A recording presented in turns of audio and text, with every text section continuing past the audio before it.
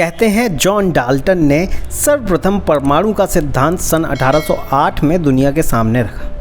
John Dalton ने बताया, द्रव्य अति सूक्ष्म अविभाज्य कणों से मिलकर बना होता है, जिसे परमाणु कहते हैं। एक तत्व के सभी परमाणु आकृति तथा द्रव्यमान आदि गुणों में समान होते हैं, जबकि भिन्न भिन्न तत्वों के परमाणु इन गुणों में भिन्न भिन्न होते हैं। परमाणु को ना तो उत्पन्न किया जा सकता है, ना ही नष्ट। जॉन डाल्टन ने 1808 में इस सिद्धांत को दुनिया के सामने रख खूब वाहवाही लूटी और कुछ सम्मानित पुरस्कार भी पाए। लेकिन जॉन डाल्टन ने शायद ये सिद्धांत भारतीय ग्रंथ वैशेषिक दर्शन से लिए थे, जिसे 600 ईसा पूर्व में ही ऋषि कणाद ने प्रतिपादित किया था। महर्षि कणाद ने बताया, पदार्थ बेहद सूक्ष्म कणों से मिलकर बना है, जो अविभाज्य अर्थात जिसे तोड़ा नहीं जा सकता, ना ही जिसका नाश किया जा सकता है। तो उस अविभाज्य तथा अविनाशी कण को परमाणु कहते हैं। तो सपोज करिए कि हम किसी घड़े को तोड़ते हैं तो उसके टुकड़े हो जाएंगे, और टुकड़ों को भी तोड़कर इतना महीन किया जा सकता है जब तक वो पाउडर फॉर्म में ना आ जाए।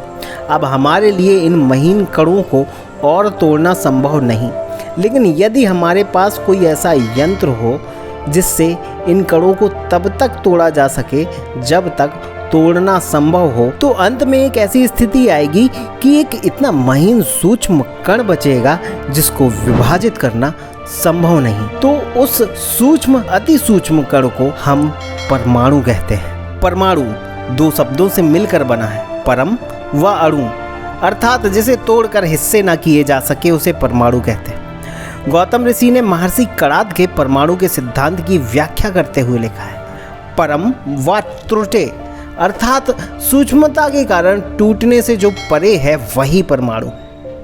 महर्षि कणाद ने बताया, परमाणु निरवयव और अविभाज्य है, अर्थात परमाणु में कोई दूसरा अवयव नहीं है जिस वजह से उसको तोड़ा नहीं जा सकता, और निरवयव होने के कारण उसका विनाश संभव नहीं।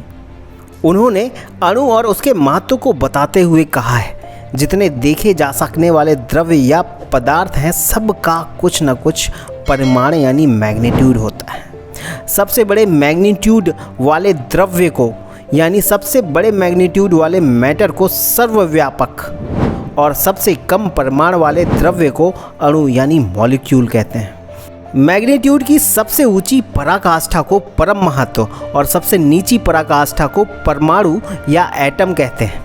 उन्होंने बताया कि जब दो परमाणु मिलते हैं तो द्वि अणुक यानी डायड बनता है, लेकिन डायड भी इतना सूक्ष्म होता है कि इसको आँखों से नहीं देखा जा सकता, और परम महत्व वाला द्रव्य का परिमाण इतना अधिक होता है, यानी ये इतने विशाल होते हैं कि ये भी हमें आँखों से नहीं दिखते, या यूँ कहें हम इनका कुछ अंश ही देख पाते हैं।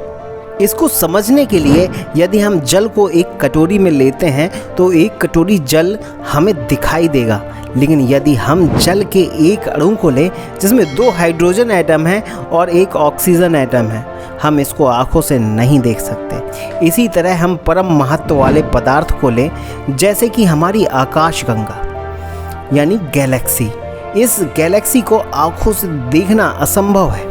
महर्षि कणाद के परमाणु के सिद्धांत की व्याख्या कई लोगों ने की है, और शायद जॉन डाल्टन उनमें से एक हो सकते हैं। ये कहना बिल्कुल गलत होगा कि जॉन डाल्टन ने सर्वप्रथम एटॉमिक थ्योरी दी थी। 800 से 1000 साल की गुलामी के बाद शायद हम लोग मानसिक रूप से अंधे हो चुके हैं। हम अपने वेदों पुराणों के ज्ञान को ज्ञान नहीं समझते।